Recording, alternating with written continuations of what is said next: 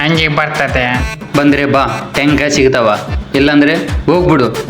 ತಲಕ್ ಮಾಸಿ ನೋಡ್ಯ ಬಾ. ನಾನು ಹೋಗಿ ಗಿಡ ಇರ್ತೀನಿ, ಯಾರನ್ನ ಬಂದರೆ ಶಿಲ್ಲು ಹಾಕಲೆ ಶಿಲ್ಲು. ಹಾಂ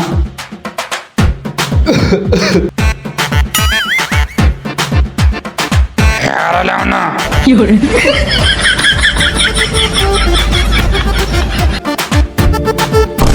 ಯಾರಲ್ಲ ನೀನು? ಎದಕ್ಕೆ ಬಂದೆ?